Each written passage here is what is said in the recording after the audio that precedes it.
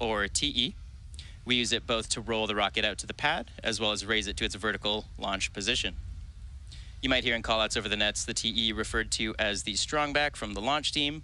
Stage 1 RP1 load is complete. And there we go. We just heard that stage 1 RP1 loading has been wrapped up. That TE I was mentioning also routes the vehicle's fluids, power, and telemetry umbilicals from the ground systems up to the rocket and the satellite, all the way until the moment that Falcon 9 transitions to internal power. So now that you're a little more familiar with the vehicle, let's learn more about today's payload, SXM-9.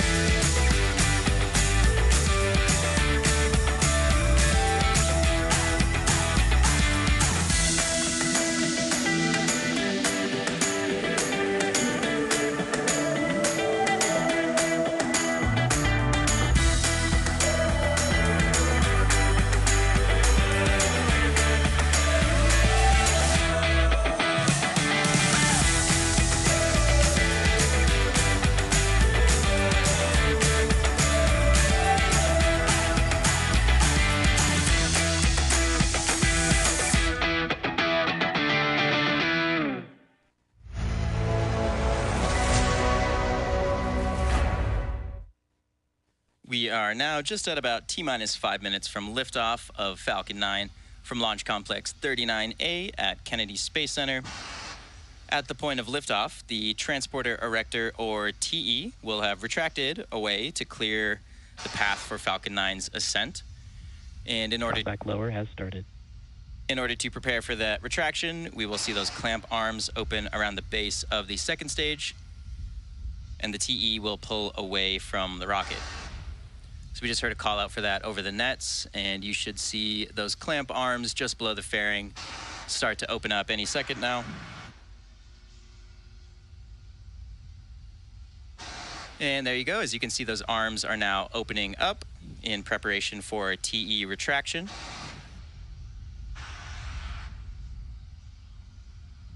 So up until this point, the TE has been supporting the weight of the vehicle, but now that the vehicle is pressurized and mostly full of propellant, it can stand on its own weight. So we will now begin to retract that strongback away from the vehicle just slightly. And at this point in the countdown, both the first and second stages are nearly fully loaded with their 1 million pounds of kerosene fuel and liquid oxygen. And as you can see there on your screen, that strongback is now starting to lean away from the vehicle. These first and second stages began their propellant loading just at about T-minus 35 minutes, and they will wrap up about a minute apart from each other, with the first stage finishing just around T-minus 3 minutes, and the second stage wrapping up at around T-minus 2 minutes. You might notice a few of those white clouds around the vehicle. These are formed as the chilled gas above the LOX tank liquid surface vents overboard to maintain pressure inside of the tank. And when that cold gas contacts the warmer Florida air, it does condense the water in the air, and it forms those clouds that you see on your screen. And this is a totally normal part of Stage 1 LOX load is complete. There we go. We just heard stage 1 LOX loading has finished. Should be wrapping up stage 2 in around 40 seconds or so. Weather looking really nice here in Florida, mostly clear skies. Teams not reporting any blockers to launch at this point. Now coming up next at T-minus 60 seconds, Falcon 9 will enter the startup phase. And this means the rocket's autonomous internal flight computers have taken over control of the launch countdown. Should be wrapping up liquid oxygen loading on the second stage any second now. Stage 2 LOX load is complete. And there we go. With that call out, we are now fully loaded with RP1 and liquid oxygen. So next up is startup, and then after startup, inside of T-minus 2 seconds, we do light those Merlin M1D engines for liftoff. So far, the payload continues to be healthy. Falcon 9 team is tracking no issues on the rocket at this time.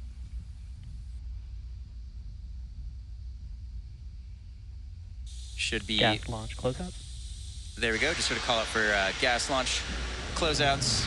We are now venting just the residual propellant in those TE lines. You can see some larger white clouds forming there off the side of the TE as we vent some of that propellant. Again, coming up at T-minus 60 seconds, we will enter the startup phase.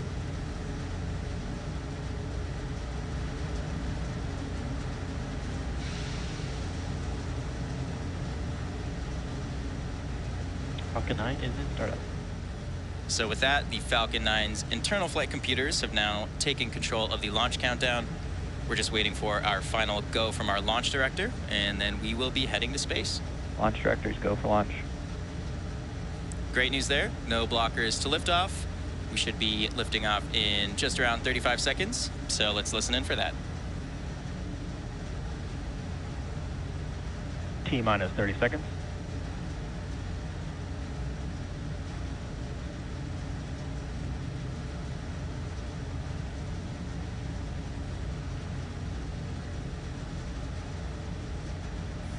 15 seconds. T-minus 10, 9, 8, 7, 6, 5, 4, 3, 2, 1. Ignition. And liftoff. Go SpaceX, go SiriusXM. Vehicle pitching at range.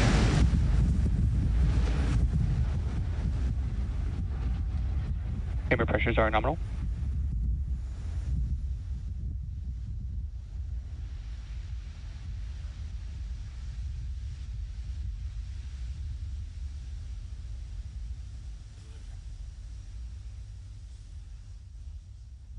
T plus 30 seconds into flight. We're getting some beautiful views from the vehicle here.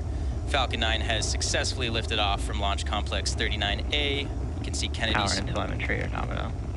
Kennedy Space Center below the vehicle. And again, we are carrying SXM-9 to orbit today. As you might notice, the vehicle is tilting over horizontally, and this is... Falcon 9 is supersonic. This is a maneuver known as a gravity turn. Coming up on max Q here in just a couple seconds. Max Q. There we go, we just passed through that moment of max Q. As I mentioned earlier, we are starting to head horizontally away from the launch pad. We're still going up, but we're also going sideways, essentially.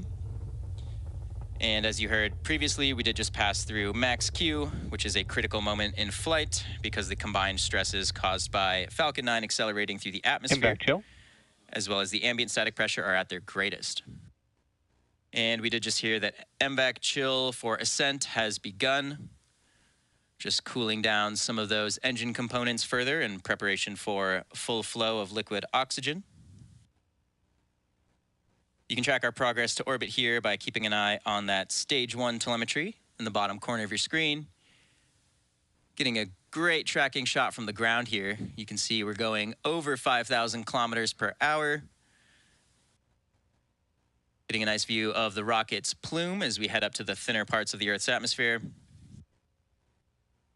Coming up next, we have a series of events. Those are main engine cutoff, followed by stage separation, second engine start 1, and then following that is fairing separation.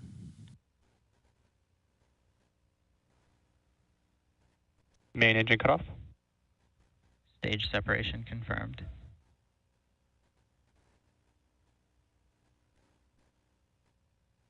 MVAC ignition.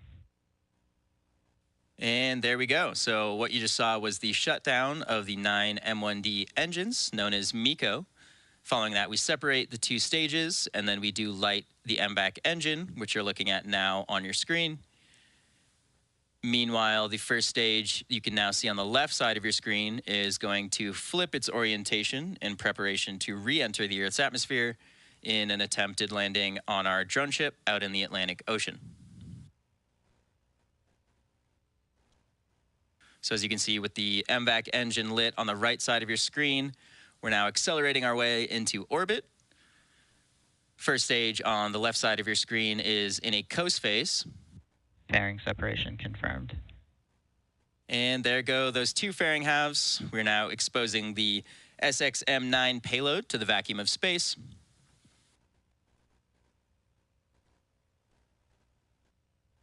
Stages are following nominal trajectories. Great news there. Both stages are on their planned trajectory. You can see now in the telemetry for the first stage, we're starting to slow down as we reach the peak of the first stage's trajectory. You should start to see the altitude start to decrease as the vehicle heads back down towards Earth.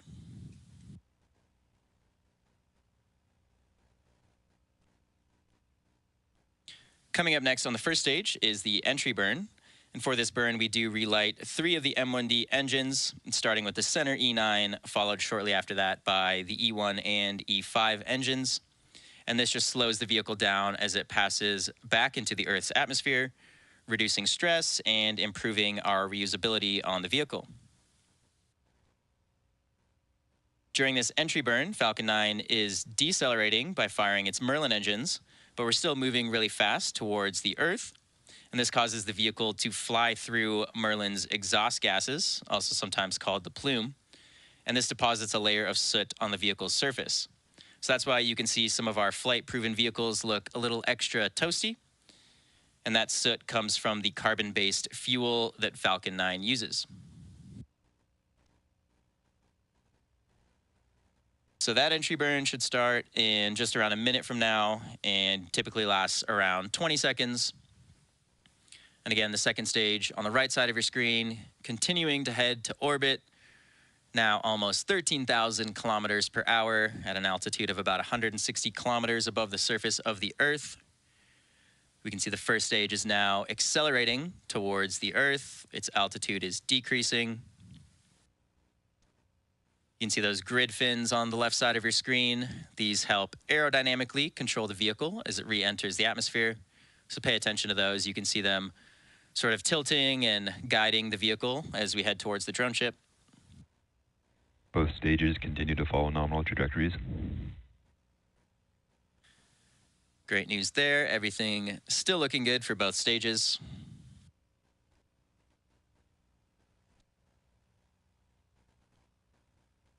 Coming up shortly on that entry burn, so pay attention to the left side of your screen as well as that telemetry. Stage 1 entry burn startup. Stage 1 FTS is saved.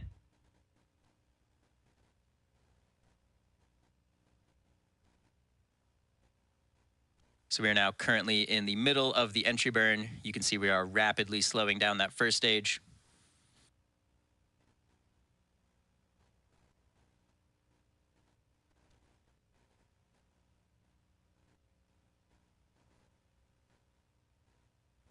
Entry burn shut down. And there's the conclusion of that entry burn. And now, as I mentioned earlier, we performed this entry burn to slow the vehicle down and reduce the re-entry stresses. And this in turn increases our reusability of the vehicle. And of course, reusability is the key to lowering the cost of spaceflight, and that enables more investment into critical scientific research. The Falcon 9 first stage supporting today's mission has just performed that entry burn for the 19th time. The Merlins on this first stage are optimized for sea level, and they achieve about 190,000 pounds of thrust during ascent and descent. The MVAC engine on the right side of your screen is optimized to operate in the vacuum of space, and that engine produces just around Stage 2 terminal guidance. 220,000 pounds of thrust in the vacuum. So we just heard stage 2 has entered terminal guidance, which means we are approaching the end of our Stage 1 burn. transonic. Meanwhile, stage 1 has just gone below the speed of sound. We are now approaching the thicker parts of the Earth's atmosphere, getting ready for a landing on our drone ship. Second stage approaching its parking orbit. You can see those grid fins on the left now starting to help position the vehicle and guide it towards the ship. And Stage 1 landing burn. Stage 2 FTS is saved. there we go. We Impact shutdown. just heard the landing burn has started on the first stage. And as you can see, we're just passing through the clouds now, and there's the drone ship waiting in the ocean below.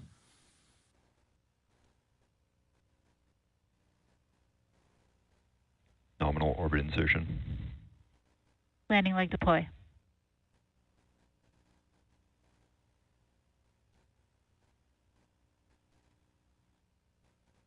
Stage 1 landing confirmed. And there you have it. That landing marks SpaceX's 380th successful recovery of an orbital class rocket, including the first stage landings for both Falcon 9 and Falcon Heavy. Now, this is a major milestone as well for Just Read the Instructions, which just fielded its 100th landing.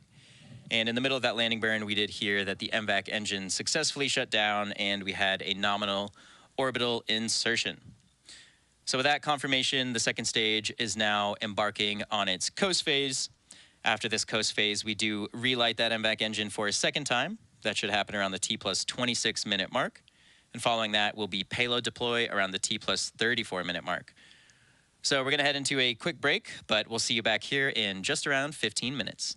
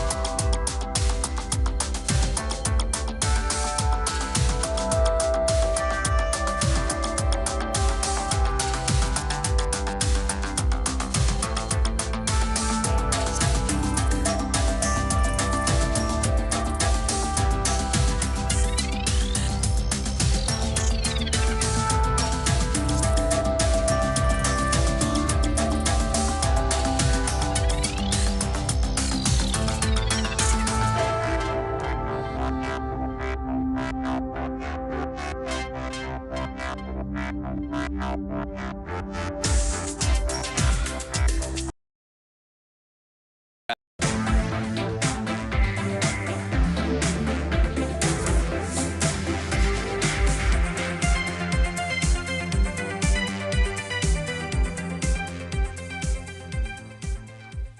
welcome back to the SXM-9 mission. So far, it's been a great mission. Falcon 9 lifted off at 11:10 a.m. Eastern Time from Launch Complex 39A at Kennedy Space Center in Florida. We did have a successful ascent, fairing separation, and second stage orbital insertion. Those fairing halves are being recovered by our recovery ship Bob. And again, one half of the fairing flew for the 5th time today. The other half flew for the 3rd time. And we did also recover the first stage on our drone ship, and this marks its 19th landing overall. As you can see on your screen, we are just moments away from the second ignition of the MVAC engine on the second stage, and this will carry the SXM-9 payload into the orbit needed to deploy the satellite. The burn will be followed by shutdown of the MVAC, also known as Second Engine Cutoff 2, or SECO 2. As you can see on your screen, we are now chilling the engine in preparation for that burn.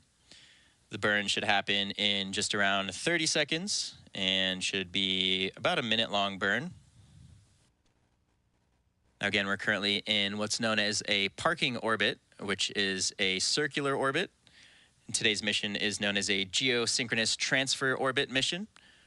So that is what we are going to achieve after this burn here, coming up in a few seconds. MVAC ignition. There you go. As you can see, we did just light that MVAC engine. You can see in the telemetry, we are now rapidly increasing our speed. This burn should last just around a minute or so.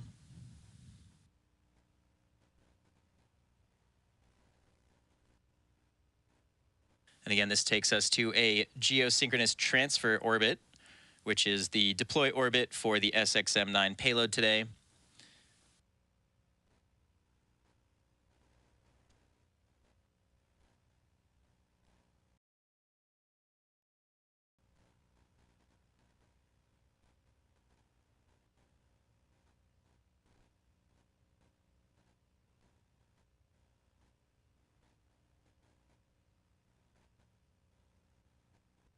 MVAC shutdown.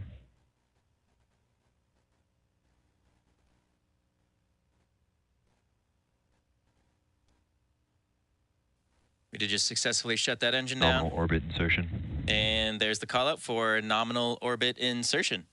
So with that second engine cutoff, or SECO 2, we're just a couple minutes away from payload deploy. So we will take one more short break for the final few minutes of coast here, and we'll see you back here in just around 4 minutes.